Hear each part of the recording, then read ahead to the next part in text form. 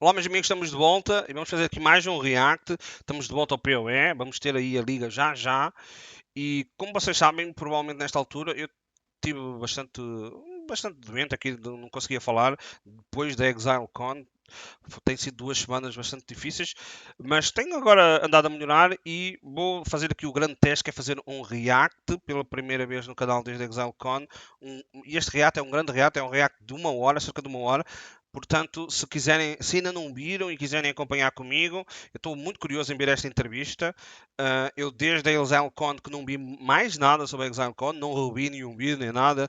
Então agora acho que é a altura certa. Nós temos aqui um bocadinho de tempo antes da liga começar e quero ver esta entrevista. Portanto, esta entrevista foi feita depois da ExileCon, aqui pelo canal do Subtractem, porque ele, se bem se lembra, o Subtractem esteve a fazer, mostrar o PoE Mobile, e o PoE Mobile deu um bocadinho de treta à apresentação, o negócio não estava muito direito, a performance da transmissão não estava muito boa, então eles tiveram pena dele e deram-lhe a oportunidade de se redimir, dando-lhe a oportunidade de fazer mais conteúdo, ok? Então no dia a seguir ele foi e fez esta entrevista de cerca de 1 hora com o Chris Wilson e com o Neo, ok? Então é uma entrevista que promete bastante, estou muito curioso, deve ter muita informação de certeza, e se vocês, tal como eu, não viram, convido-vos a acompanhar comigo, ok? Vamos lá ver.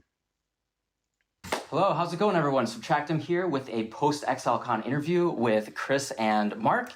And yeah, we're just going to talk about what happened in ExileCon a little bit, get a little reflection there, talk about why we're here, and then I'll try to ask some questions that you guys might be interested in that I get a special opportunity to ask them. So yeah, Chris and Mark, how did the event go? God, that was a tiring but awesome weekend. Yeah, exhausted but happy. I think I signed every surface there was in that venue at the O end. Neo tá muito mais magro desde 2019. Half past midnight, yeah. Yeah. Barely got my car back. Fez Yeah, bastante you got locked dieta. in the building. Yeah. But no, it was awesome. Very good Yeah. to see everyone. Very good time. Yeah. Looking forward to so some cool to hang sleep. out with everyone. Awesome, yeah, I absolutely loved it, and can't wait for the next one, Maybe. perhaps? We're not announcing anything today. Totally understand that. So yeah, did anything unexpected happen at the con, or any special highlights that you guys want to mention? Well, Mark managed to die during the demo. That was a highlight. It wasn't unexpected. Sorry, just kidding. It was unplanned, but the game's hard. Yeah. It happened. But yeah, it was interesting to see. There was actually you can see the shift in people's mentality before and after that, because before that everything seems a bit more planned, and yeah, there's a plan, and after that it's like, oh, this is real, this is live, like they didn't mean for that to happen. And yeah, some people still didn't believe, they think it was intentional. I died on accident, but yes, It was real, and it is a difficult game, which I'm sure everyone who played it. Eles têm ali a placa do YouTube. Eles têm ali a placa do YouTube. Não, nós também temos uma placa do YouTube. Excellent. And yeah, anything else perhaps Acho que aquela- unexpected? Well, there was, of course, the mobile segment that you were involved in that was probably the worst technical hiccup we had. And yeah, it's one of those things where you check it beforehand and it works fine, and on the day there's various technical issues, Yeah, like when you have apresentação do thousands of mobile people on the estava Wi-Fi, muito, it ain't muito going to work mal. how you expect. And yeah, that went terribly from a technical point of view, and so it kind of wrote it off. And we felt really bad about this because Subtractem traveled all the way over here to get some content to interview us, and we're just really not happy with how the mobile game was portrayed in the interview because of the massive stuttering with gameplay. And so we thought it would be nice to invite him out to the office today when it's quiet here on the day after ExileCon and get in a good discussion about whatever topics you want to talk about. Perfect. So talking about having a mobile game and Path of Exile 1 and 2, has there been any narrative challenges? Have you guys thought about the interplay and connection between those games? And my favorite part about playing the mobile demo was being able to see some of the characters that we know and are familiar with in their younger forms and learning more about that. And that's actually what I wanted the most. And now that we might have 3 different time periods and locations in the world of Rayclast, are there any current plans with that, or can you speak to that at all? An opportunity to talk about the past, the present, and the future. Path of Exile 2 explores what happens to Rayclast and the greater world after the events that you're currently seeing, and Path of Exile 1 explores the backstory of what led the characters to be how they are.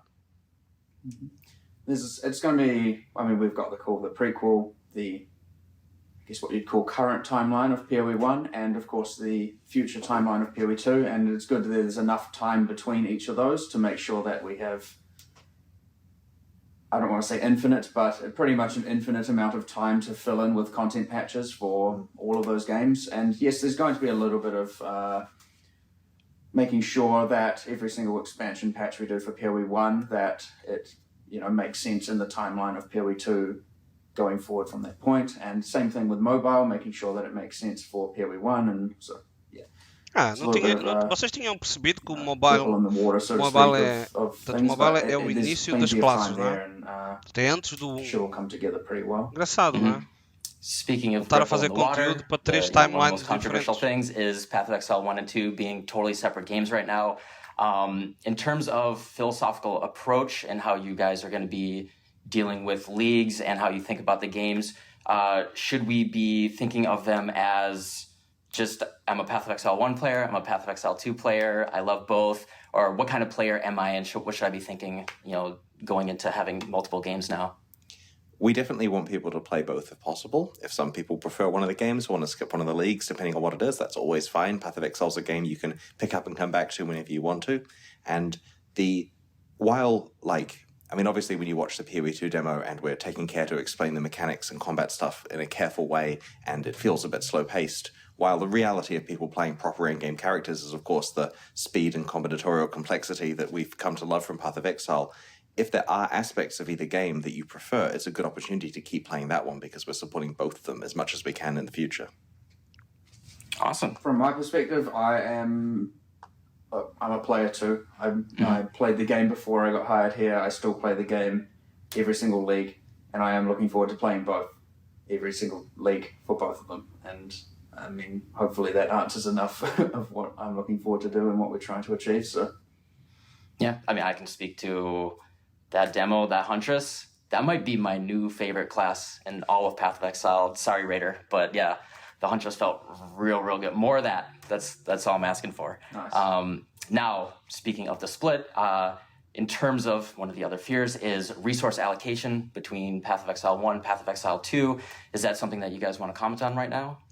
I think that Path of Exile 1 will see even more resources allocated to it as Path of Exile 2 nears completion, and there's a few reasons for that. The first one is, when we were working for the last few years, the quiet period where we weren't talking about Path of Exile 2, we had probably over-allocated art resources to Path of Exile 1 in particular. Most of our team is artists. The vast majority of people working for us are artists, as is the nature of AAA game development.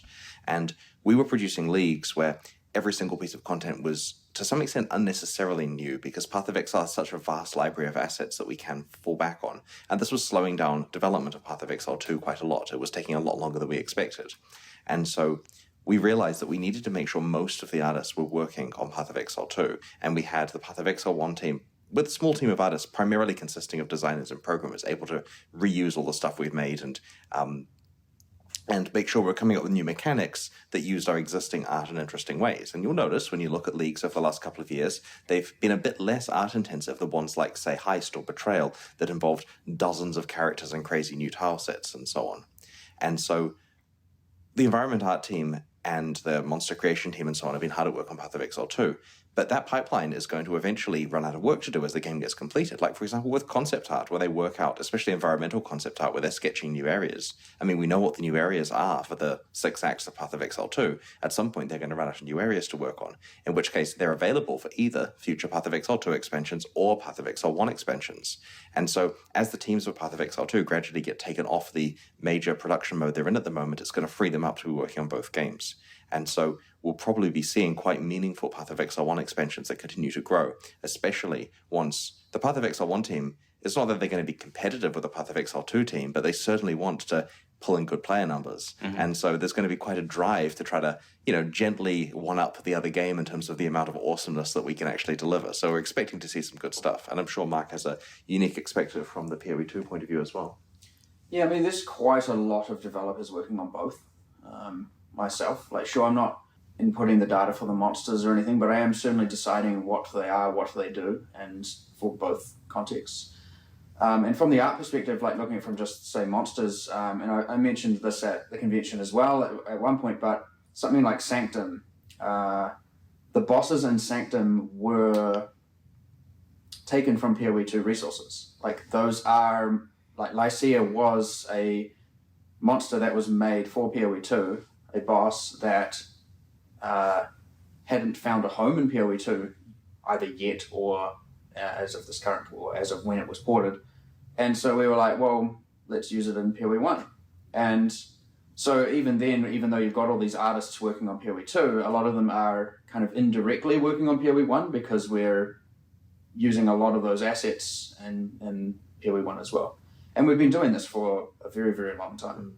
And so it's kind of hard to say, you know, how many people are working on this versus that when we're doing that kind of reuse all over the place. Because in the end of the day, like what you end up having is everyone's working on PoE 1 and everyone's working on PoE 2 at the same time. It's also worth noting with content reuse, it may seem like a bit of a dirty thing to, you know, intentionally take something and dress it up as something else in the game. It seems lazy or cheap to do so, but it's actually kind of the fabric of how we approach the company. Like back when I started it with Jonathan and Eric a long time ago, we realized that with the limited amount of funds we had available, we're trying to make a game for 20 times less budget than other studios would.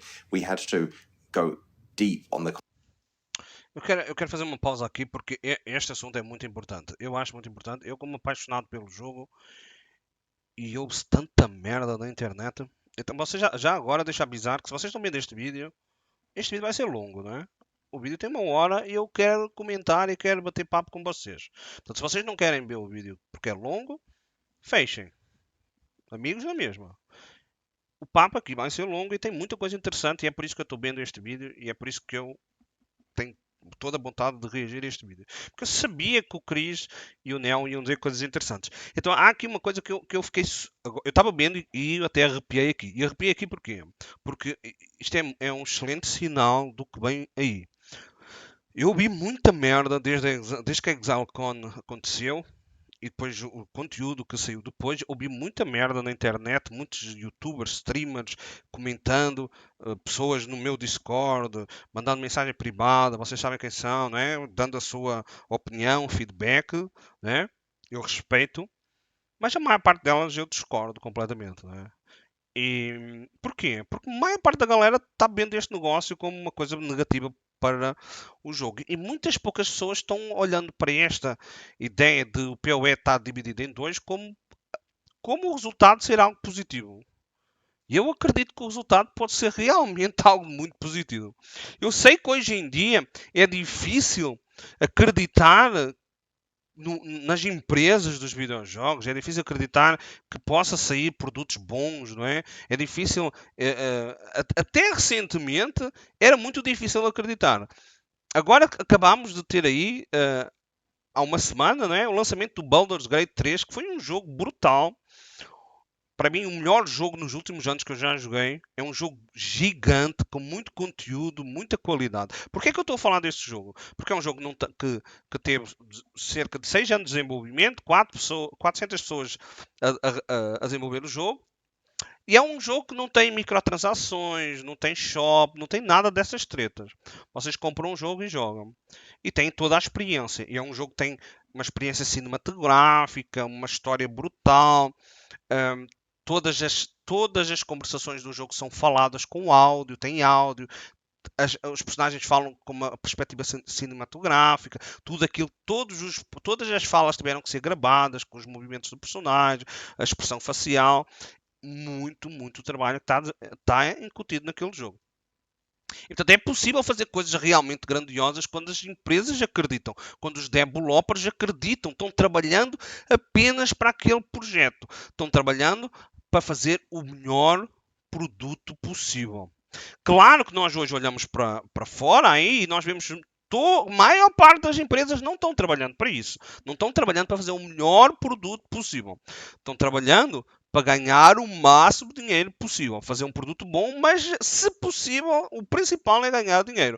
Então, a maioria são jogos que acabam sendo não aqueles jogos que podiam ser, mas um jogo o suficiente para ganhar dinheiro. Então nós temos algumas poucas exceções. O Elden Ring é uma das exceções. Tivemos agora o Baldur's Gate, que é uma das outras exceções. Mas há muito poucas exceções. Conta-se talvez pelos dedos de uma mão. Só que vocês podem não admitir ou não admitir. Podem não ter coragem de admitir, mas eu tenho. O PoE é um desses exemplos. É um jogo que veio que nasceu do zero, né? Na mão de 3 pessoas, e eles foram, com um pouco de dinheiro, foram fazendo o jogo que dava para fazer. E à medida que o dinheiro foi entrando, foram melhorando. Essa é a história do PoE. Fazer uma coisa simples, fraca, no início, fraca, com o dinheiro que tinham. E demoraram muitos anos até ter alguma coisa apresentável para poder começar a pedir dinheiro. E quando o jogo estava suficientemente com qualidade para apresentar, eles apresentaram e começaram a pedir dinheiro. E o dinheiro começou a entrar. E à medida que o dinheiro foi entrar, eles foram melhorando a empresa e foram melhorando o jogo. E hoje temos o jogo que é. Uma empresa que já deve ter passado os 200 funcionários, deve estar perto dos 300 agora, acredito. E que tem apresentado um jogo com muita qualidade.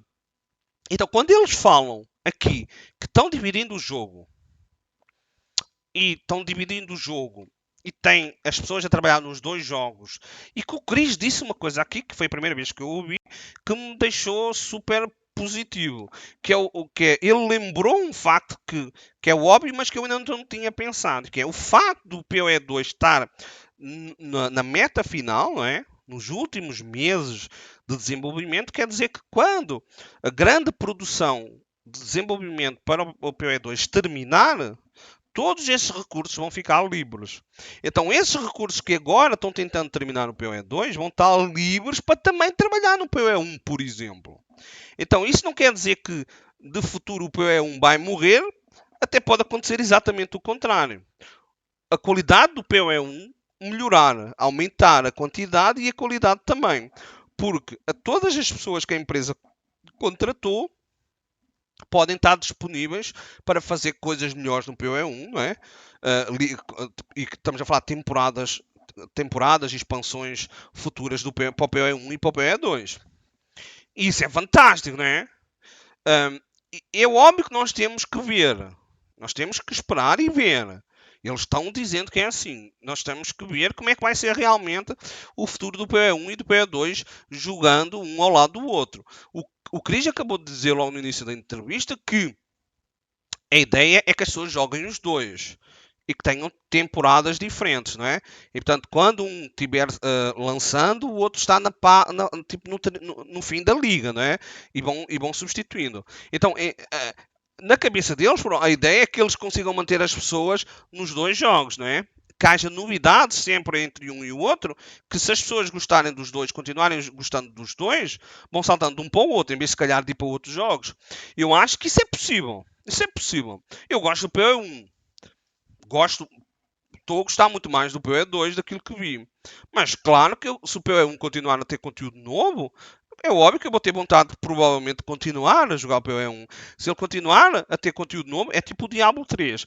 Se o Diablo 3 tivesse continuado a ter conteúdo novo, provavelmente eu hoje ainda estava jogando Diablo 3. Eu parei na temporada 7 porque deixou de ter conteúdo novo.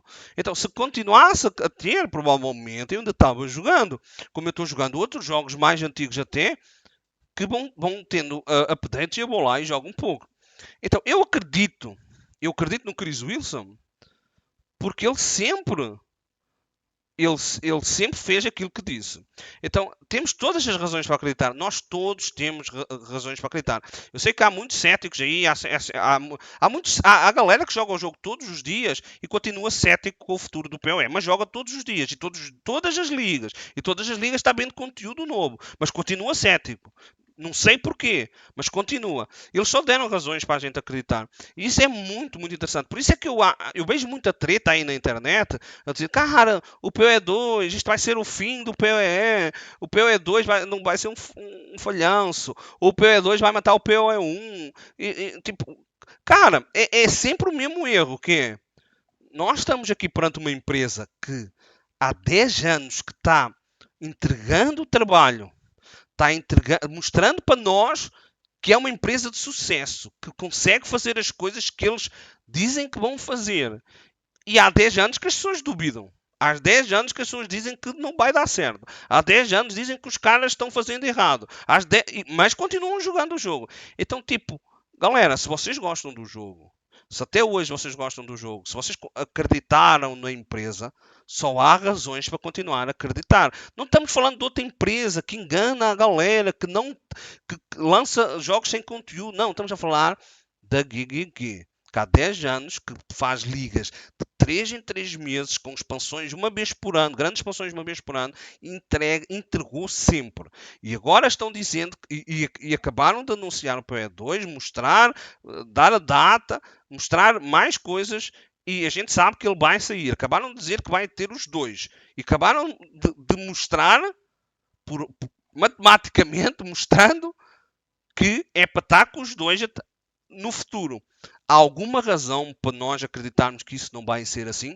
Quando a empresa, até hoje, teve dividida ao meio a produzir conteúdo para os dois. Se até agora teve a produzir conteúdo para os dois, porque é que nós duvidamos que no futuro eles não vão conseguir produzir conteúdo para os dois? Bom, e há outra coisa que eu vi na internet que eu acho completamente idiota, que é muita gente dizendo, só uma pessoa é que fez Sanctum, só uma pessoa é que, só 3 a 4 pessoas é que andaram a fazer as últimas ligas. Quando eu ouvi isso, eu achei, como é que alguém é capaz de dizer isso? Onde é que veio isso? Acabaram de ouvir eles a falar. Tipo, alguma dúvida que isso é treta, cara? É completamente treta. É um trabalho de muita gente. Ok, é óbvio que nós conseguimos ver no jogo que é reciclado muitas coisas do PE2. Como é óbvio, estão a fazer do PE2, os artistas estão trabalhando no PE2, eles pegam naquelas coisas e fazem. Mas imaginar que uma liga é feita por uma pessoa, sozinho, e a galera acredita nisso, é completamente idiota. Então, uma empresa tem 300 pessoas e estão 299 a trabalhar no PE2 e uma a trabalhar no PE1. Como é que alguém pode acreditar num negócio desses? Está tudo doido na internet.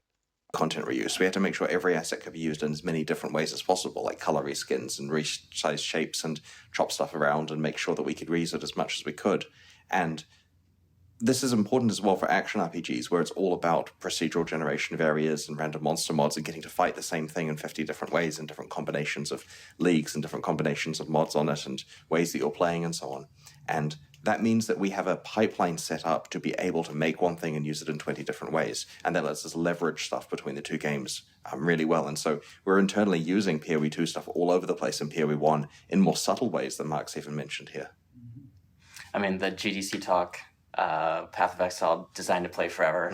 I recommend that all the time. So very familiar with that. Yeah, speaking of Sanctum, regarding that coming back, the number one question on everyone's mind, Original Sin, Winds of Fate, Sandstorm Visage. Can you comment on the uniques yet, or?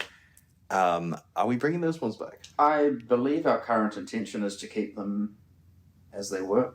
We have no intention to change them. My understanding, last I checked, is that all of the unique relics, at least their rewards, still exist in some form and let you get the same uniques. I haven't double-checked the list myself, but I don't know of any plans to drop any of them. Some of the unique relics had to be rebalanced to make sure the criteria worked properly, but the intention is the rewards are still available. Excellent. I do know Andrew was our main game designer on that one, and he certainly has a list of things to check with me just to make sure. We're going to go over, but of course the big lead up to ExileCon, we were of a single mind, or I was more so of just trying to get all the demos ready and everything prepared for that. So if it's in the list of his things to go over, well, then I don't know about it yet either. And so you know as much as I do, but up until here, we've no plans to change any of those uniques. Yeah, it's certainly our goal to have a wide variety of powerful uniques, because Sanctum itself is a valuable thing to find and a valuable thing to run and hard to get through 4 floors of it and hard to kill Lycera in both forms, and therefore getting an appropriately powerful reward is good. And if we were to determine that one of these was too powerful, well, we can just make it harder to get, make Sanctums harder to get, whatever we need to do. But I'd rather that a powerful thing existed in the game as very rare rather than being removed entirely, which is why Headhunter still Ter exists. coisas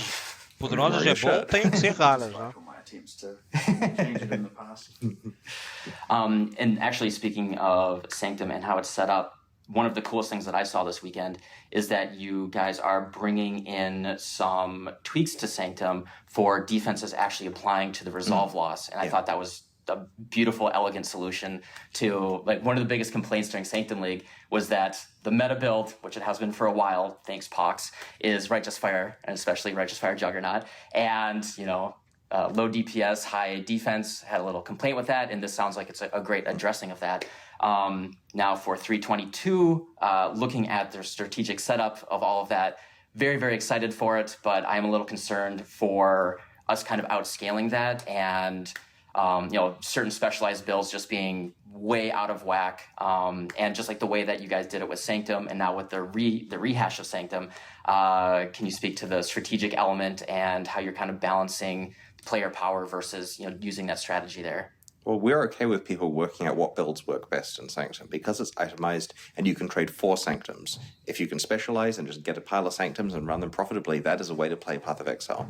Now, of course, if the build is deemed to be too powerful, we will probably eventually adjust it. We do want to make sure it's balanced and fair. But absolutely, there will be a good way to build characters and a bad way to build characters, which is the same for any of the content in the game. Mm-hmm. And it's worth noting as well that we've... when we've been rebalancing Sanctum, we've taken an opportunity to change monster diversity, so you'll be facing a wider variety of threats within the areas, so it's a bit less predictable. And this does mean you do have to be a bit of a jack of all trades with regard to the types of monster mods and so on you're encountering. Okay. I certainly found Sanctum to be, at its core, amazing, but the monster diversity was probably my personal problem I had when playing it on the Live Realm. Just the bit too much repetition for my liking. Mm-hmm. And I mean, we have so many monsters in the game, there's no reason we need to be, and we're talking about reuse of art assets and all of that, there's no reason we can't be making more of them, so. And players love Belch Nemesis, so. I don't know what I don't know what that word is. I don't know if we're going there. And actually, speaking of different archetypes and dealing with different content, one of the things I was most impressed with in PoE 2 was the approach to melee, and especially building in mobility with a lot of the melee. And it actually felt really, really good. Like, for one of the first times in Path of Exile in a while, I mean, besides Bone Shatter, like all of the melee that I used between the Huntress and the Warrior, all of the moves felt really cool because it felt like it solved the issue of standing still. And is there any plan in kind of, getting some of that back into Path of Exile 1 and kind of, make melee great? We want Path of Exile 1 melee to feel as good as we can. Mm-hmm. And this is tricky because in order to do the Path of Exile 2 thing, we generally need a lot of the Path of Exile 2 animations and rigs that come with the new character classes. We would desperately love to make sure that as much of this was in Path of Exile 1 as possible. It's just quite a large task to do so, because in order to get all of the skills in Path of Exile 1 to use them, it basically means redoing them all. And we are selectively doing this for some Path of Exile 2 stuff that is from Path of Exile 1. And so we're trying to quantify what work would be involved in improving Path of Exile 1 melee in the same way. And, you can put a dollar value on everything, and the dollar value may be large, and we just have to work out from a resource allocation and a time point of view when and how that's happening. And I understand that, especially after the announcements at ExileCon, players are wanting to know exactly what is the plan for the stuff in Path of Exile 1, like pledge to us when each thing is going to be fixed and how. And we understand that that's something that they're wanting to hear. And so we have to work out what's plausible in the short term, what's plausible in the medium term, even if we were able to get... Dos grandes problemas para o futuro é quando eles tiverem o 1 e o 2 rodando lado a lado e o 2 for extremamente superior ao 1, imaginem a galera jogando o 1 vai exigir coisas que estão no 2 e que provavelmente vão ser muito difíceis de aplicar ou até impossíveis, né? Por isso é que eles fizeram o 2 e separaram, né? Porque se fosse fácil, eles tinham continuado com a ideia de manter os dois juntos, né? E em alguma fase eles decidiram separar, porque não era para prático, né? Nunca mais iam terminar o jogo se quisessem assimilar tudo, né? E decidiram separar. Essa, para mim, foi a razão, né? Óbvia. Então, quando os dois estiverem rolando, e imaginem que o melee no 2 vai estar muito bom, não é? Uma sensação muito boa, as animações, e depois no 1 vai continuar a ser inferior, a galera vai reclamar, não é? Eles vão ter que lidar com isso. Yes, to do the very large amount of work to get that stuff into Path of Exile 1. Eles querem manter os dois, não é? Done before Path of Exile 2 is released. And so there's some things that are long term. And we, in the meantime, would like to make meaningful improvements as much as we can to Melee. And there's things we've just learned to E make a it galera better não vai that we aceitar a haven't yet applied resposta to de POE1 that we mas can potentially não apply. dá, porque é And antigo. yeah, A there's galera a não vai lot of aceitar, scope porque a for galera não improvement there. aceita, a Like we galera não are, entende the isso. experiment of making Melee as good as it can be in Path of Exile 2 has now made us experts in doing this. So we can apply this to Path of Exile 1. They do share a very large amount of the code base and so on still.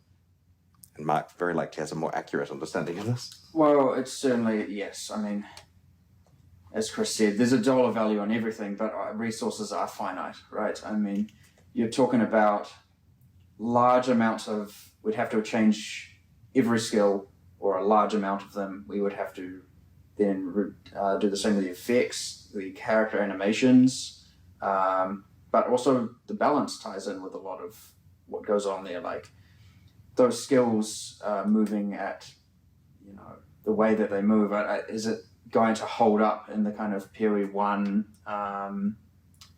especially when things like travel skills come into play? I mean, a lot of those are teleports and all of that. It feels very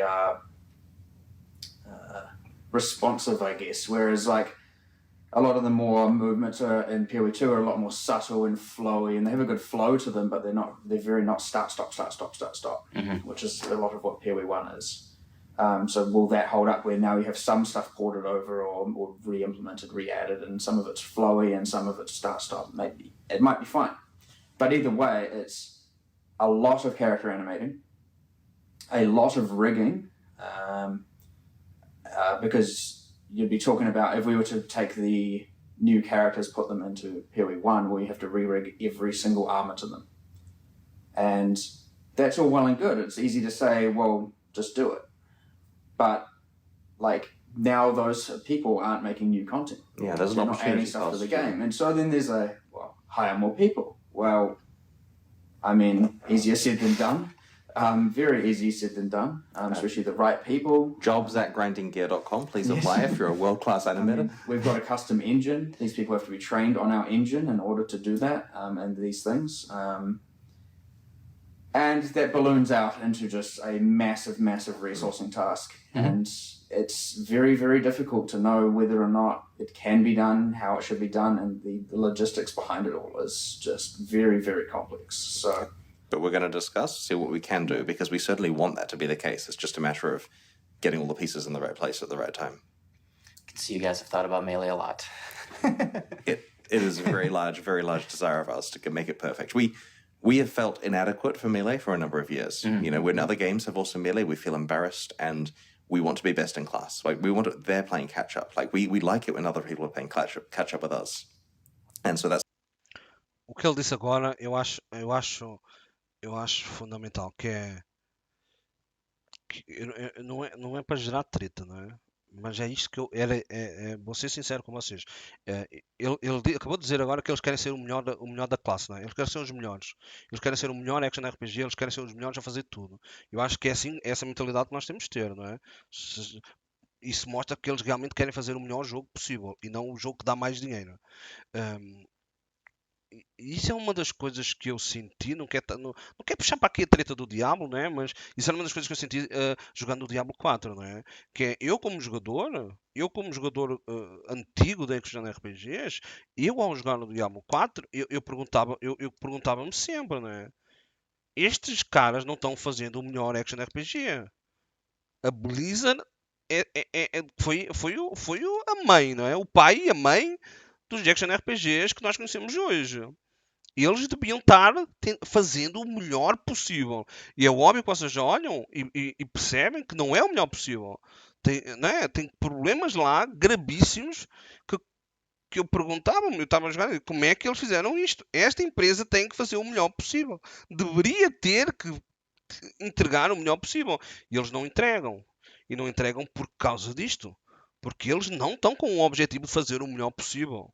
Eles estão com o objetivo de fazer o mais dinheiro possível. E isso muda tudo. É por isso que depois a gente tem produtos que não são aquilo que nós queríamos. Porque a empresa não está com esse objetivo. Então ouvir eles a dizer isso é muito bom. E acima de tudo eu acreditar, né? Porque eu podia estar dizendo e eu não acreditar, porque o cara está dizendo só por dizer, não. O cara está dizendo e eu acredito. Os caras realmente querem ser os melhores. E isso vê sendo no jogo. speaking of a similar thing that's related to Melee, I guess, the current state of defense, actually, it's been kind of a roller coaster over the past couple of years, but for myself personally, defense actually feels in a really cool place.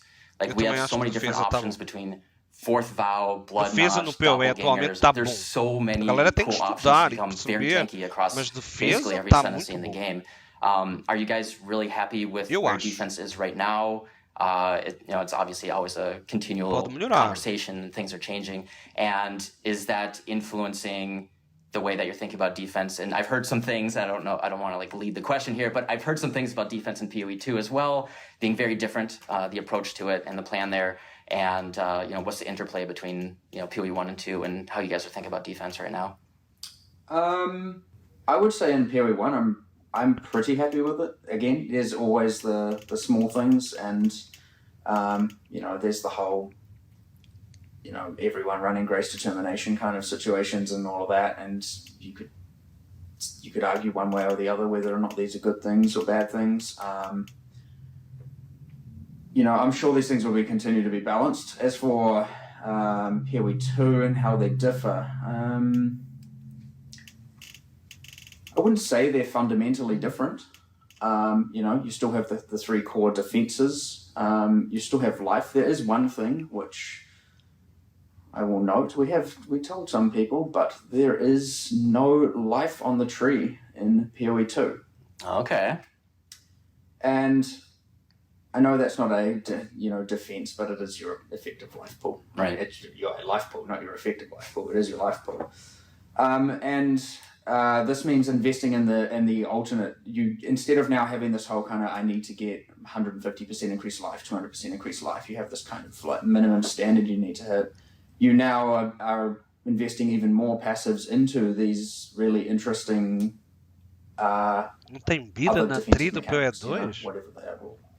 They are. I mean, there's obviously Já the armor, sabiam the disso. evasion, energy shield, suppression, and all that, and we are going to try and make sure there are a lot more interesting situational and conditional defenses for different situations that you're investing in, because it's just more fun to do that.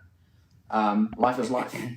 And Isso é interessante, if quer we dizer que just todas as assume that classes everyone's devem ter a life mesma is what it is, vida you get it from level, you get it from de gear, and base, you não é? kind of have this just upward trend of life going through the game, and you balance monster damage corresponding to that, plus all the defensive axes, then you've just now made the passive tree just far more interesting, because you're not just going, 5% life, 5% life, 5% life, 5% life. You now have a lot more going on, and you could be like, okay, I want to get some of this defense, and now I want to get this thing and this thing. Just broadens up the choices a lot. This is an interesting one, because when I first heard about it, I really strongly disliked it. To the point where I call a meeting of, hey guys, I don't really care what the reasoning is, we're going to undo this. And then I heard the reasoning and had to play with the tree, and I'm fully convinced now that when you're not just saying, how do I get every life node on the tree, and you're actually saying, what character build do I want to be? I'll get my life from items, and then the game is balanced around that. It's like twice as good.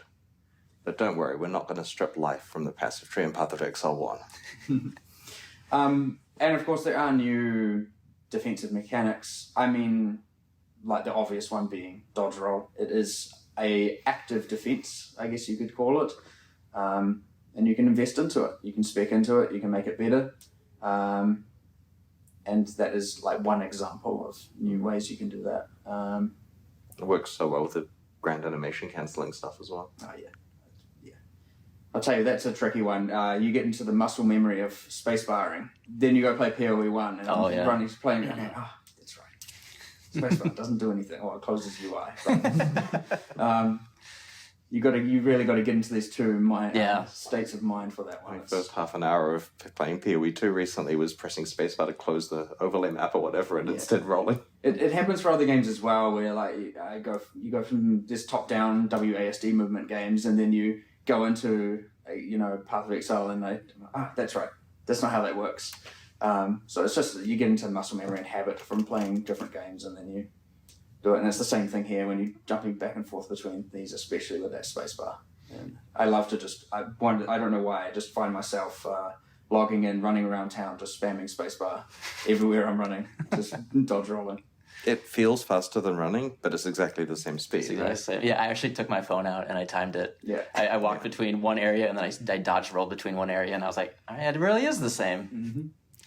Yeah, it felt really good. There was, I don't remember which boss it was. It was always the Huntress, because I absolutely fell in love with her. But there was one boss that it felt like the boss was designed, how do we make dodge roll feel the best in the entire encounter? And just like every move was just telegraphed. Sorry, I'm just gushing about it. But yeah, like every move was just perfectly telegraphed. And I know people hate this comparison sometimes, but I'm a huge Dark Souls fan. And it felt like it rewarded me for starting to really learn those patterns, dodge all of them. And then I had really huge opportunities for applying maim, applying puncture, and just everything just lined up so perfectly. So yeah, that just, I like the dodge roll a lot. You would possibly be surprised about how much of that just comes together without even trying. Like, we don't even look at it and go, like, we do all the animations, we do the fight, we put it all together, and then we do it while dodge rolling, but we didn't go like, here's how long the animation needs to be and here's how long the telegraph needs to be because of dodge roll. It often, like, I'd say there's like an 80% of the time, we just do it to what we feel right without any consideration for dodge roll, and then it happens to be, it just works perfectly, which is kind of cool. It just means that it's just one of those kind of subtle wins that just happen to just come by without, but then there are cases obviously where it does. We have timed it. So an example, I guess, I don't know if you fought the pirate boss in Act 4 at all. No, I did not get very far in Act 4. He summons a big anchor from the... Okay. So it renders a kind of ghost, flamey looking circle, and then a big anchor comes down, smashes down. That one specifically we had timed with dodge roll in mind.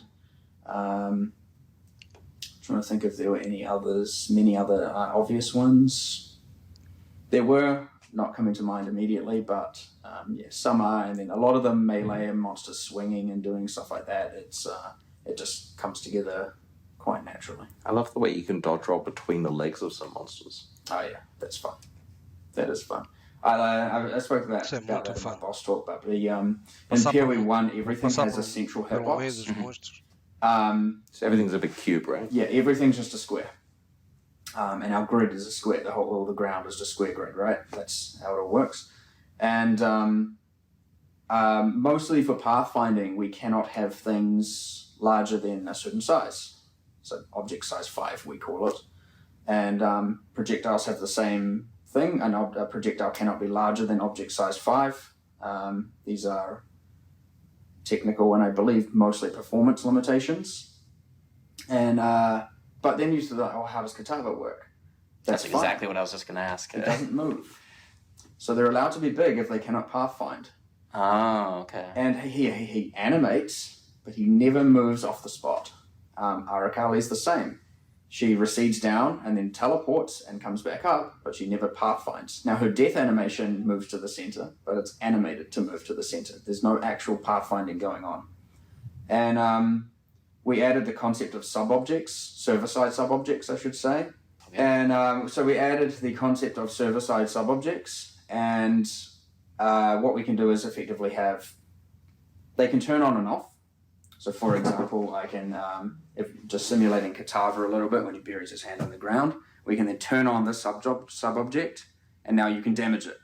And then when he brings his arm back up, it's no longer there, can't be damaged. This is not something we had before, but yes, it means that objects don't need to have central hitboxes because we can just turn that off, and instead both their legs can, their arm, whatever limbs. There's some monsters have like 50 different limbs, so it's hard to name what they are, but ultimately, yes, you can hit different parts of the bosses or different parts of the monsters, and it means you can dodge roll through things. And we're trying to make the physics feel a lot more realistic.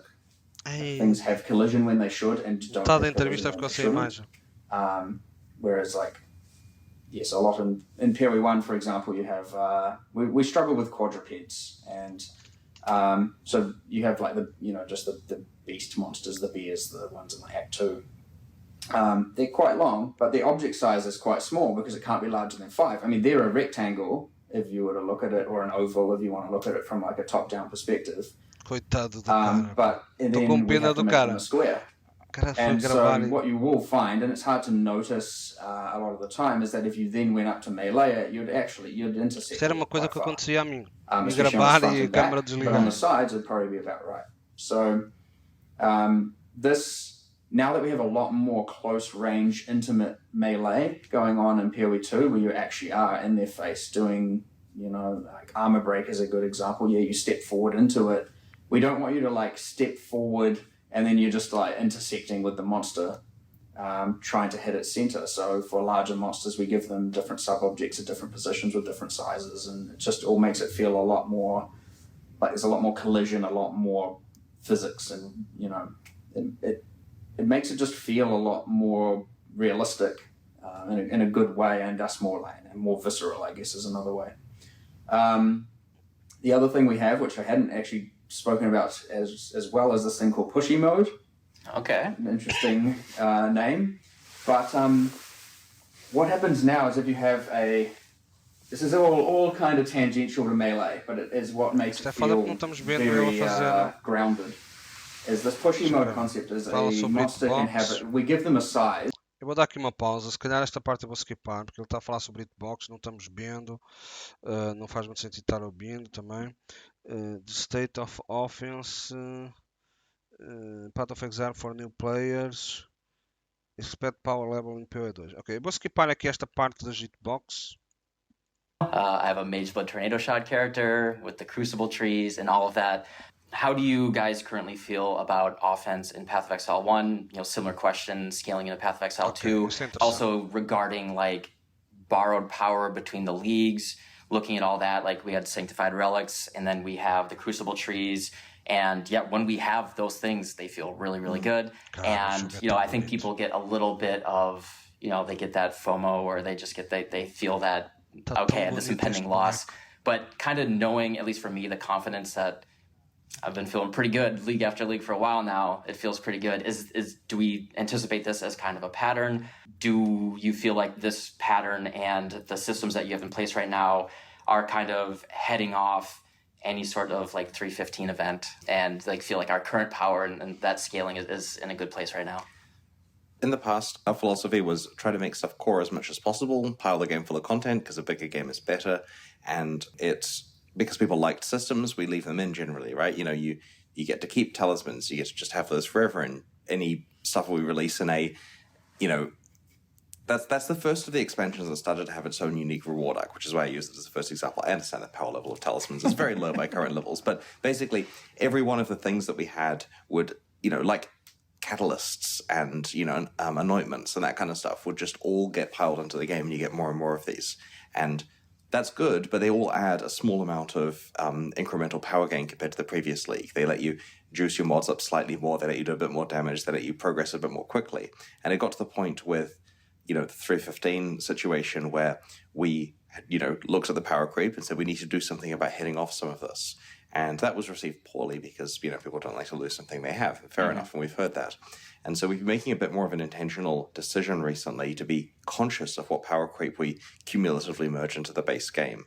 And so as with Sanctified Relics and Crucible Trees, you can have them for the league, and we may find a way to bring them back later, but we don't want to just stack them all up on top of each other. Otherwise, the issue with Path of Exile both becoming somewhat complicated and unapproachable and literally melting server hardware. No, I shouldn't say literally. That's not true. I have seen fire. Okay. Anyway, that starts to become a problem, and that's why we're being careful to swap things out. Having said that, there's still continued power gain in Path of Exile happening league by league, and we do try to make things core. We're just careful. There's certain things like recombinators where if we just frivolously made them core, then it would be of a similar impact to when we brought Harvest core without due consideration for the consequences. I certainly am a huge fan of people becoming exceptionally powerful, and of course you see this because we end up adding, higher tier pinnacle bosses, and we just creep the content difficulty. But it does result in a situation where, it's hard to say, but it feels like it requires. This is probably just a me thing as well. I wouldn't say, I'm kind of just thinking about this as we go, but it probably requires too much. How do I word this? It's too difficult. No, that's not the right word either. I guess what I'm trying to get at is it's too hard for a lot of people to get to the point where they can even now give any of this content even a go. Mm-hmm. Like, you need to Concordo. effectively have a PhD in order to, or Concordo. I guess this is where build guides and ninja. Concordo. O problema do Power Keep é exatamente o que o Neo falou, e é preciso ter cuidado com isso, porque nós, jogadores mais antigos do jogo, gostamos muito de mais poder, mais. Eu gosto da complexidade, de aumentar, eu gostei deles adicionarem as relíquias santificadas, mais. Eu adoro isso, adoro, cara. Mas a gente também tem que ter noção que sempre que é adicionado alguma coisa ao jogo, o ponto A do ponto B cada vez fica mais longe, não é? Numa build, quando a gente começou o jogo, a gente começava a fazer uma build aqui e aqui terminava a build. À medida que o jogo foi aumentando, a distância entre a gente começar a fazer a build e terminar a build, por assim dizer, que terminar nunca termina, né? Mas vai melhorando, vai aumentando, vai aumentando. Sempre que há mais power creep, mais complexidade, mais itens, mais opções, mais variáveis, a distância vai aumentando. Então quer dizer que um jogador que entra no jogo, ou até um jogador que jogue mais casualmente o jogo, cada vez tem mais dificuldade a ter a mesma experiência que tinha. Porquê? Porque à medida que as ligas passam, esta distância entre começar a build e a build estar pronta para fazer todo o conteúdo fica mais longa, não é? Claro que há builds que são contra-exemplo, que são muito roubadas, são fáceis de montar e a galera depois tende a fazer essa, não é? Mas um exemplo geral vai ficando cada vez mais difícil. Então, para um jogador mais casual, para um jogador que parou e está voltando ao jogo, para um jogador que está começando o jogo pela primeira vez, é o que eles dizem, né? Que é preciso tirar um doutoramento para jogar o PoE. Porque é verdade, porque cada vez fica mais complexo, é preciso jogar mais, é preciso farmar mais coisas para montar a build, para depois conseguir chegar àquele ponto de fazer conteúdo. Porque eles vão adicionando mais coisas. E isso pode ser uma coisa má. Ou, na minha opinião, eu acho que é uma coisa má. Para mim é bom porque eu jogo o jogo intensivamente. Mas para a maioria das pessoas vai ser uma coisa má. Que vai afastar as pessoas do jogo. That comes in, or E é You preciso guys cuidado gave me com a isso. job by this complexity. Yeah, Yeah. But figuring out that stuff, Yeah. like of your own volition, is just so difficult now. And that's cool because the complexity is good. Like, never mistake anything like this. Complexidade é want bom. this complexity. I love it. I Mas absolutely love it, é right? That was preciso, my whole thing back when. é preciso controlá-la, And né? it's just, I feel like we've created this gap where you've got like tier 16 map boss with 10 million HP, and then you've got your Uber Pinnacles, and I feel like the differential in just sheer life values is just outrageous. Mhm. And I'm talking like 10 million HP to, I mean, what are we? Are we in base, like non-player scaled billions now? We might even be close to that, right? Like, we're certainly in the hundreds of millions.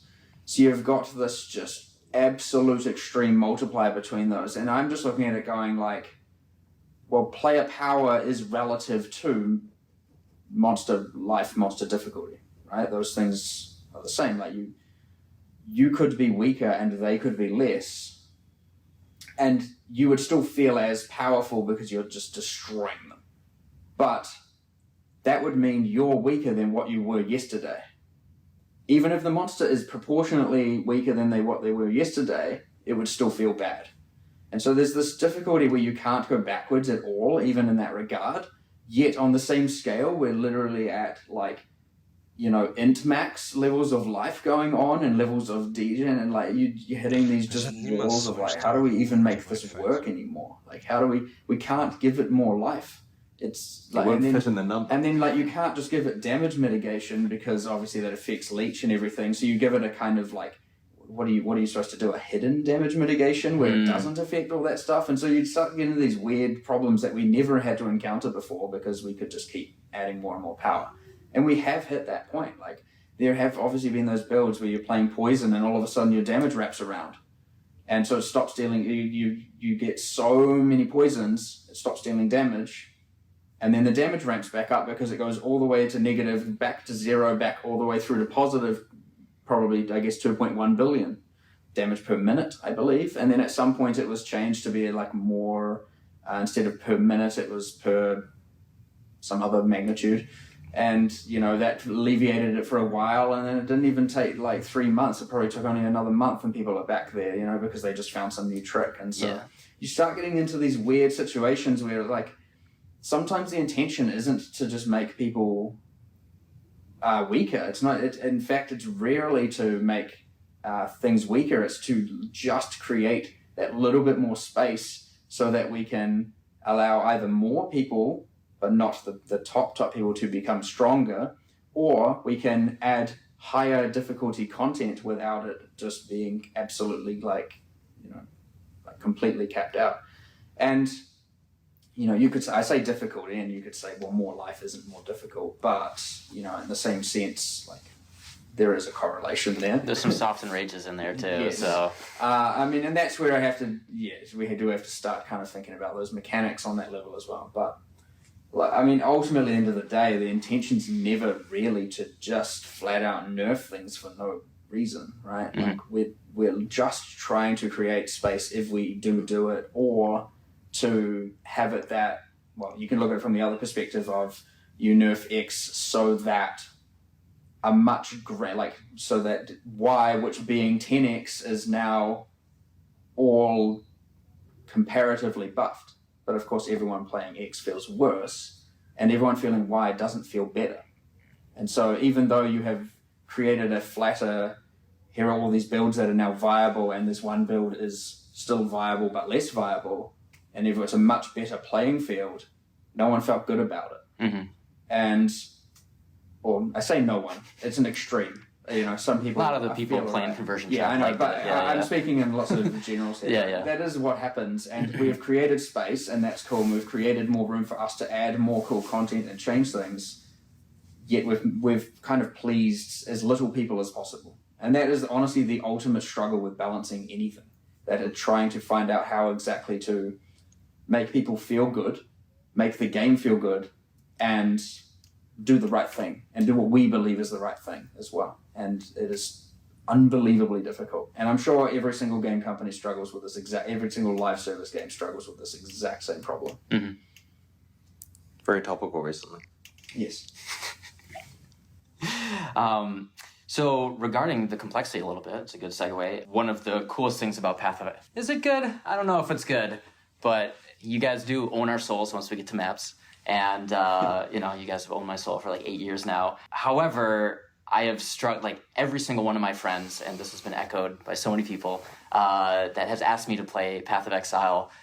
I've tried every single approach to get them to play the game. And I want everyone to play the game. And I think it's, you know, obviously it's not for everyone, but I think there is a subset of folks that could love the game if we could figure out the right way to onboard them somehow. I have a weird suggestion here. Okay. Which is going to, like, inadvertently confirm a thing that isn't even true, but Okay. I'm going to suggest Ruthless. And I'm not saying that because I'm a big Ruthless shell, right? That's the inadvertently confirming thing that everyone thinks. But it's simplified enough and slower enough that it actually works incredibly well for onboarding noobs. Like, I have friends who aren't good at games, and I'm not talking about my girlfriend who loves Ruthless, just to be very clear. I have friends who aren't very good at games who have not been able to get on Path of Exile in the, 16 and a half years I've been working on it. They've played every single version and haven't got very far, but got really far in Ruthless because it's just quite a lot simpler, and the combat and stuff is slower paced, and the progression is a bit slower, and there's less of a whole, I have to be getting that PhD while I'm playing.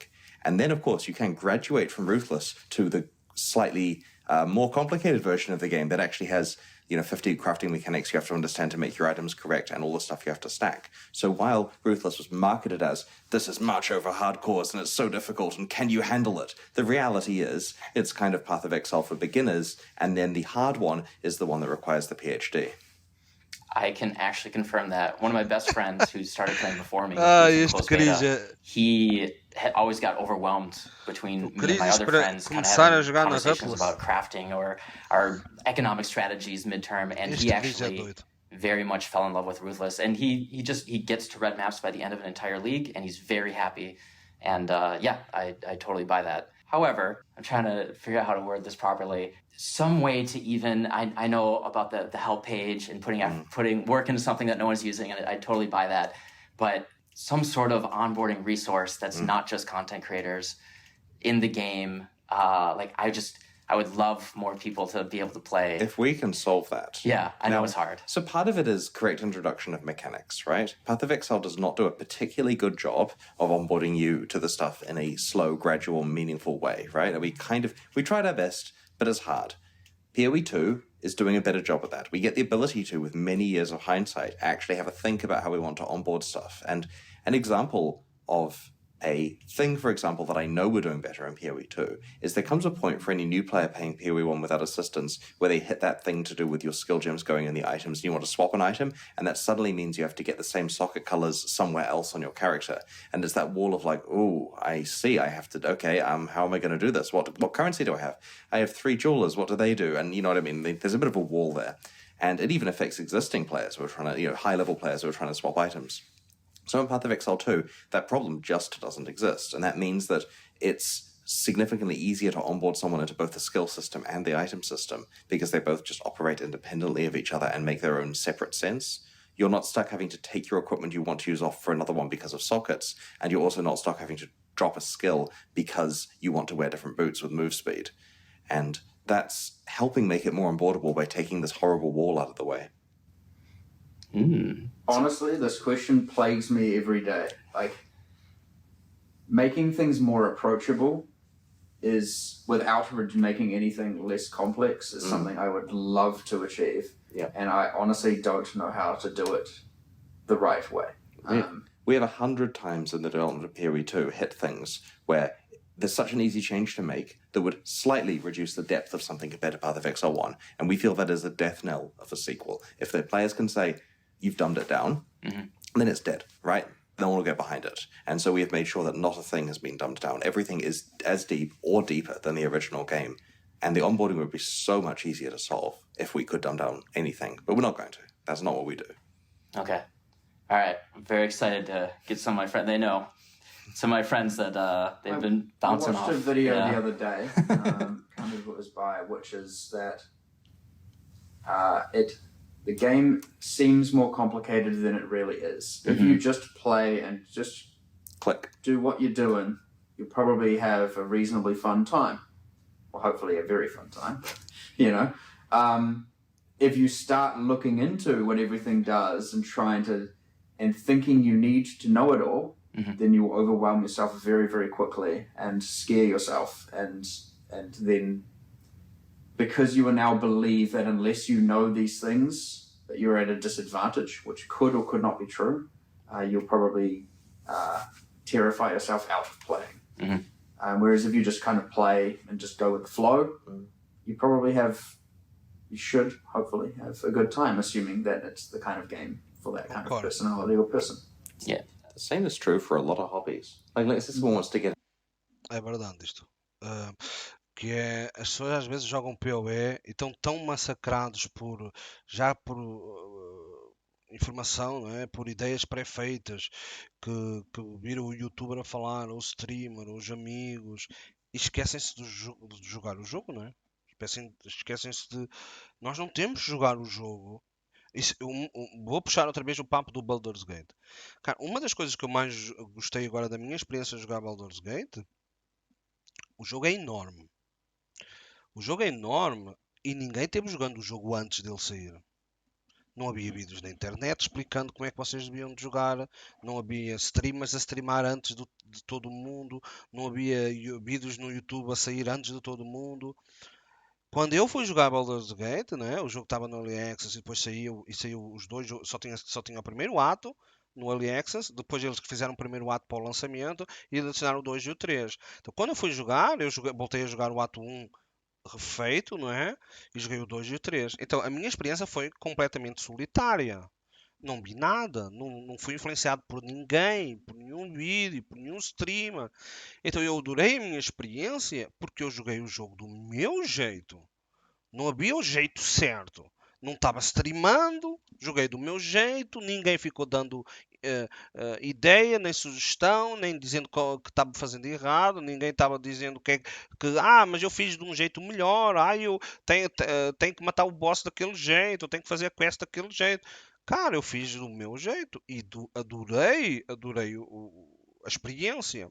Então, o que acontece hoje em dia com a maneira como nós temos a internet e com este negócio do stream e das redes sociais e do Instagram e do TikTok e todas essas tretas faz com que as pessoas realmente não experienciem as coisas por elas. Acabam sempre sendo fortemente influenciadas por o restante. Então, no PoE em particular, acontece muito isso, né? Começa uma temporada, a galera não joga a build que quer, não joga a build do jeito que quer, não farma aquilo que gosta, acaba sempre fazendo de alguma forma aquilo que acha que está certo, o que é o melhor, ou o que é o que vai dar mais dinheiro, ou o que vê os outros caras jogando. E tipo, em vez de jogar um foda-se e de jogar com a classe que acha que vai gostar, com a build que acha que vai gostar, do jeito que quer. Ok, pode não ser o melhor jeito, pode não ser a melhor tri, pode não ser o melhor faro, mas é o que o cara quer jogar e experimenta e joga do jeito que quer. Cara, e quando vocês começam a jogar assim, vocês vão se divertir muito mais, não estão influenciados. Eu sei que principalmente para um streamer, principalmente para um streamer, é difícil, porque o streamer abre a live e tem toda hora o cara lá xingando no chat, ou mesmo que não seja xingando, questionando, dizendo, pá, faz a outra build tá melhor, por que você pegou essa gema? Pega a outra. Cara, e lidar com isso todos os dias, às vezes o cara desiste e diz, pronto, ok, vou fazer o que todo mundo tá fazendo, que assim ninguém chateia, tô farto de ouvir a galera perguntar sempre porque é que eu tô usando este spec e não o outro, ou porque é que eu tô usando aquele item único em vez do outro, porque... Cara, ok, eu faço o que vocês querem, não me chateiem. E a galera acaba convertendo, né? Mudando, em vez de ficar jogando o que quer. E o que o Chris está dizendo, o que eles estão dizendo é exatamente isso: é que o jogador novo quer tanto que dá certo e o cara ainda nem jogou o jogo, nem experimentou, já quer saber tudo, já quer fazer tudo. E depois, quando é tanta coisa que ele não está preparado para absorver, porque é muita informação, o cara perde-se. Em vez que se ele jogasse o jogo sem querer, sem estar preocupado muito com isso, vai jogando o jogo, vai vendo as informações que o jogo vai dando, as dicas, seguindo. Ok, o cara não vai fazer o caminho certo logo à primeira. O que interessa é isso. Vai jogar mais ou menos, descobre o jogo por ele, mas vai ter uma experiência muito mais interessante. Porquê? Porque não está pensando, ok, o cara a bateria não percebe o que é que quer dizer aqueles skills todos. Não interessa, tem tempo de aprender.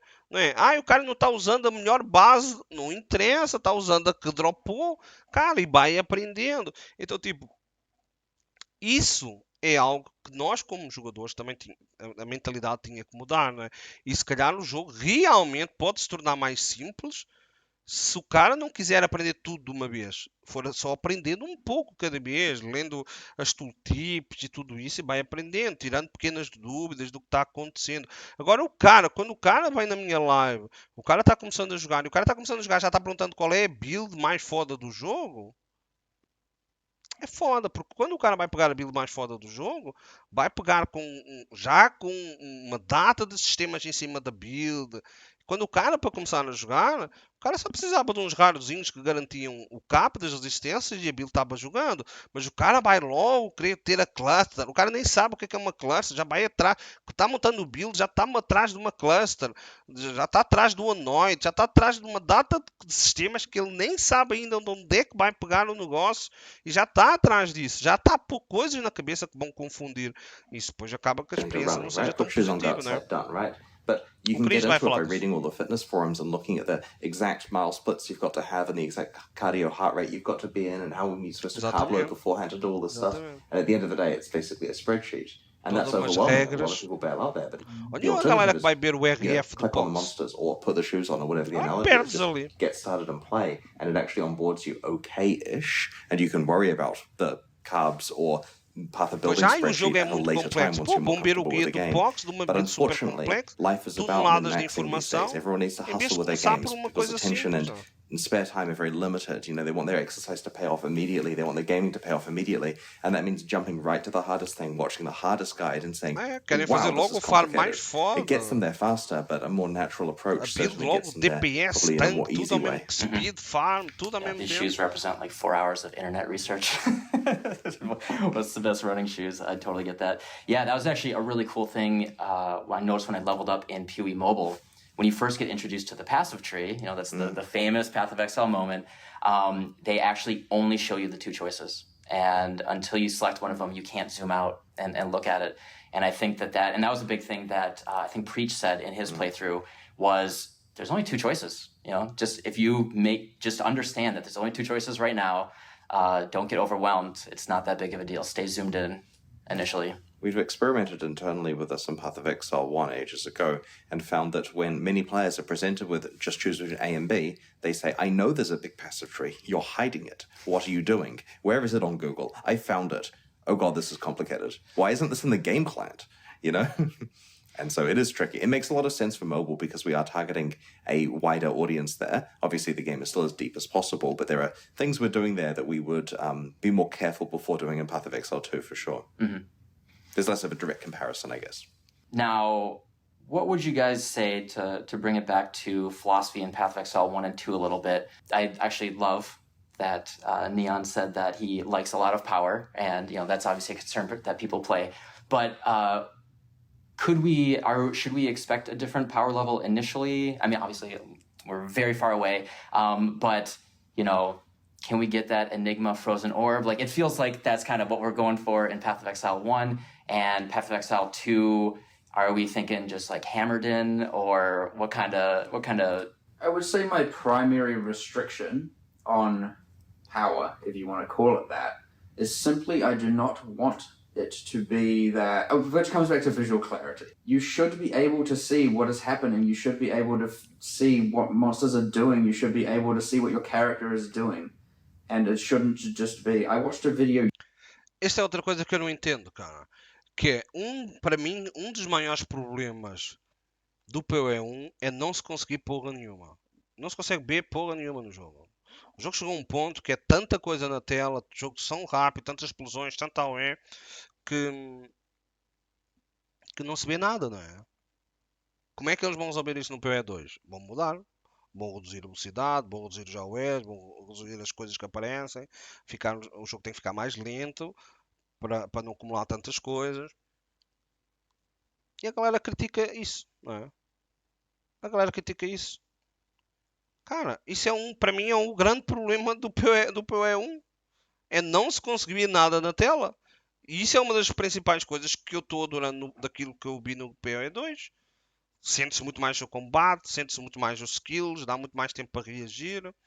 E isso só conseguem se o jogo estiver mais lento, cara. Não há milagres. Não dá para ter duas coisas. Tem que se fazer escolhas.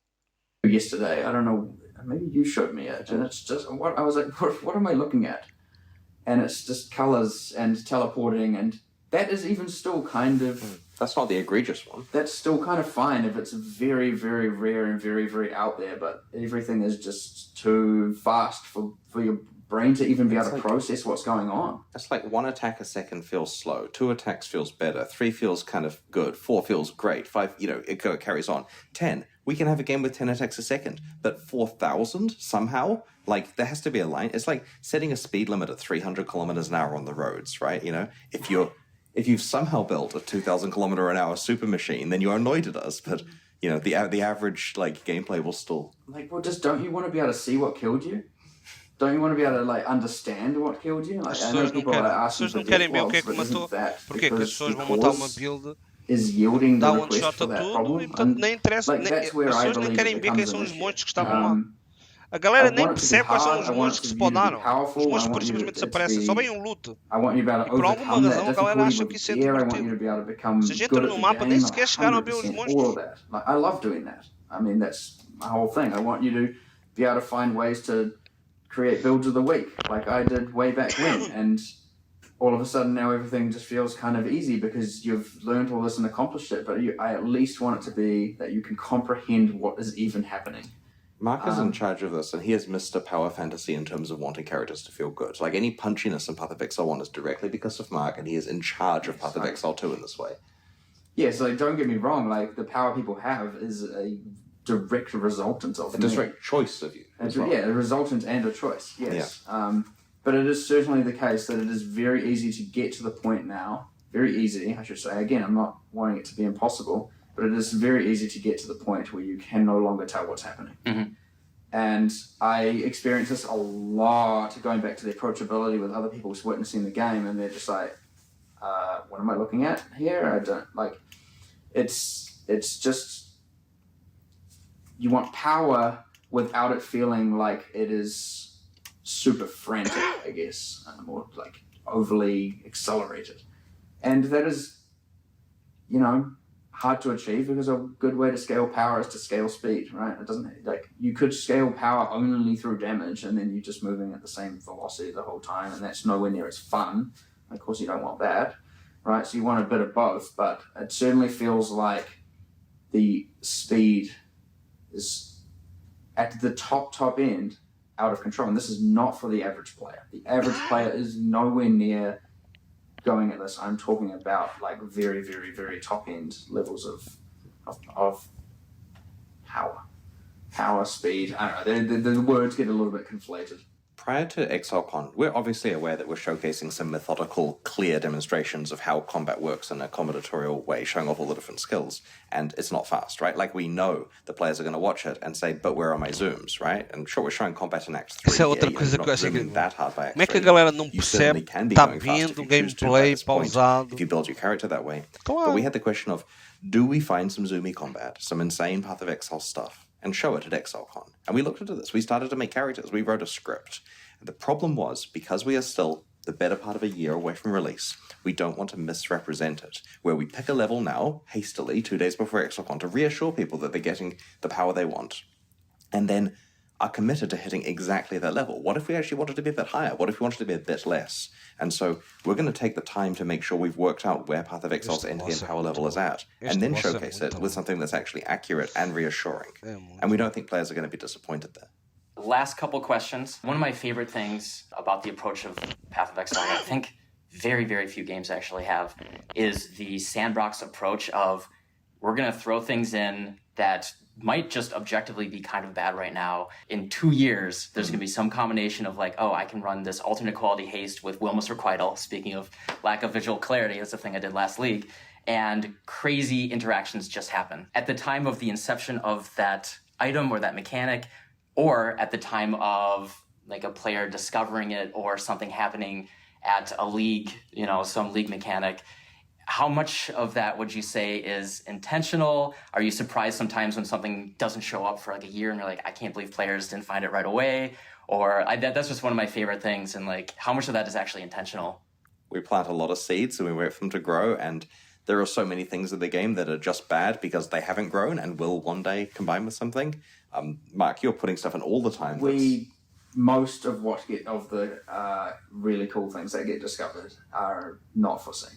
Like, to be perfectly honest, there are things we add and we're like, look, this is going to cause something, but we can't say what that something is because we don't know. But we're like, this is cool, we should add it. Like, it's planting the seeds for sure, but we don't know what seed we planted. It lets the community make the content later when they essentially get to make a build out of nowhere. Now, the tricky thing is we can't predict what the power level of that's going to end up, and so a thing we face in Path of Exile 1 is we plant all these crazy seeds that combine in crazy ways, and later on they're too powerful and meta distorting, and then a nerf is necessary or some adjustment, and that's because we just put effects out there and wait for them to be combined together when we can't really predict how it's going to be. Having said that, many of the coolest builds are using things like this.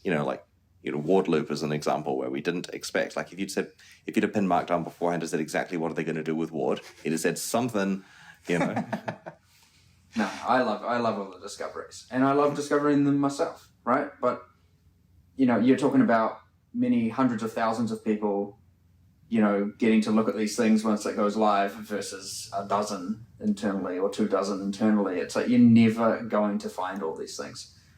And that's fine. That's the beauty of Path of Exile. That is, exactly. And it's really cool. I love it.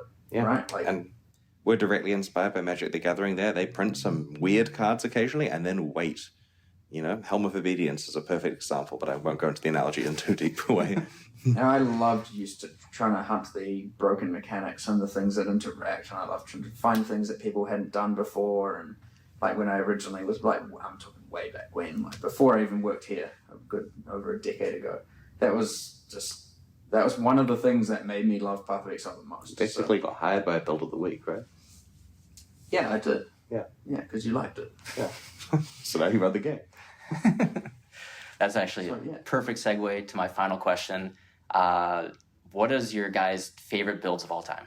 It's a dumb answer because but it's just so core to my past of this game, and it's not even a complex build, but it was just my silly freeze mining that got me a bunch of hate from a bunch of people and a bunch of, it was the old freeze mine prolif. It's not like there was any complexity. You literally use freeze mine with prolif, and you just freeze normal rarity monsters with the proliferating freeze, and it would freeze every boss. So you always just pull random like white mobs next to the unique monster, and you just freeze them, and then you just have someone unequip all their AoE and just single target down the boss.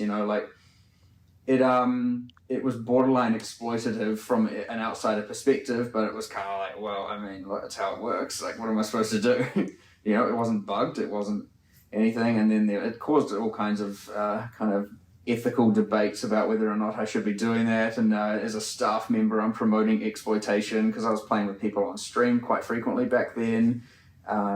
So even though the build isn't like some crazy thing I discovered, no one was doing it because freeze mine dealt no damage. No one used it. Like, it was deemed worthless. And then I was like, well, I mean, is it? And now, much like you have an Aura Guardian running, or a Aura Bot running in all the high-end efficient parties right now, back then you'd have your freeze miner.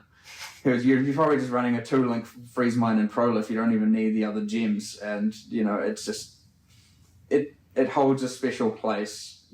Even though nothing complicated about it whatsoever. It was just this thing of a worthless skill being now deemed exploitable. And then we have to nerf freeze mine. Like, no one would have ever had thought of that being a thing. Like, those words would not have been put together before that time.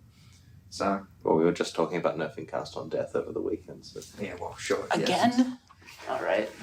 Hey, did you hear about that interaction, though?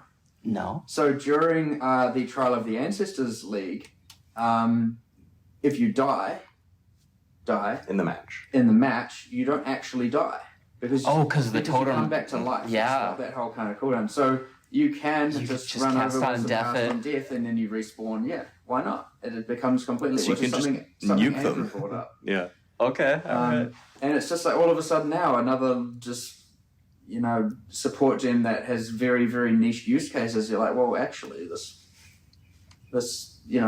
creates some more inspiration as to how it can be used in real interesting ways. It's real cool. It's even when Andrew said that on stage the other day, I was like, oh, yo, I like that. I really like that. It's very Path of Exile. Finally, it's used. Yeah, it's cool.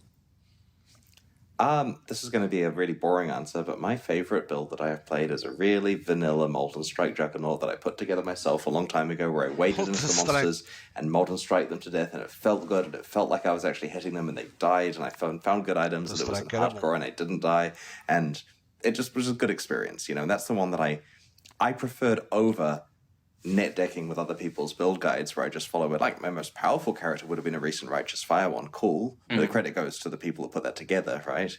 I just liked my Marauder because he was working well, and I was killing monsters, and melee felt good for me there, and I had the right attack speed to feel good, and, had a good time. Awesome. Love it. Thank you so much, guys. You're welcome. It's been great. This was more than I could ask for. This was great. Thanks for the good questions. All right. Thank you so much. Well, I guess that concludes our interview. And thanks everyone for watching. É pena nós não vermos a metade da entrevista, não é? Se vocês aguentaram até aqui, muito obrigado. Isto foi quase um podcast, não é? Esta parte final, então, foi mesmo um áudio podcast, não é? Mas foi interessante. É interessante saber mais coisas. Eu via entrevistas destas todos os dias, se existissem, para saber coisas de dentro do jogo, dos developers. Adoro ouvir o Neo falar. Ele é uma máquina, não é? A maneira como ele fala do jogo, o conhecimento que ele tem sobre o jogo, ele sendo um gamer, não é? Um verdadeiro gamer que jogou o jogo intensivamente também, é fantástico ver. Eu estou muito, muito confiante no futuro do PoE, do PoE 1, do PoE 2. Eu acho que ninguém podia imaginar que íamos ter 2 jogos, não é? Que o PoE 1 ia continuar, que o PoE 1 não ia parar. E basicamente vamos ter 2 jogos pelo preço de um, que é 0, porque é free. É fantástico, não é? Nós vamos ter 2 jogos, tudo, no PoE2 não precisamos gastar dinheiro nenhum, por tudo aquilo que já gastámos no 1 também vai estar no 2. Basicamente eles duplicaram as skins, não é as skins vão passar para o 2, não. Agora são 2 jogos e eles duplicaram as coisas. Então vocês não vão precisar gastar dinheiro, vão ter as jabas, vão ter as skins, vão ter tudo lá, não é? A conta é comum. Cara, parece tudo perfeito. Agora temos que jogar os jogos, temos que esperar 2, 3, 4 ligas saírem nos dois e ver o que é que vai ser o futuro. Mas promete que vai ser um futuro bastante bom para a comunidade do PoE. Ok? Pessoal, obrigado se estiveram até aqui. Vocês são foda, são como eu, são apaixonados pelo jogo. Gostam de ouvir a falar sobre o jogo, mesmo que seja em inglês. Espero que tenham conseguido entender alguma coisa. Ou pelo menos a maior parte das coisas, né? E vemos aí no próximo vídeo. Abraço, fui.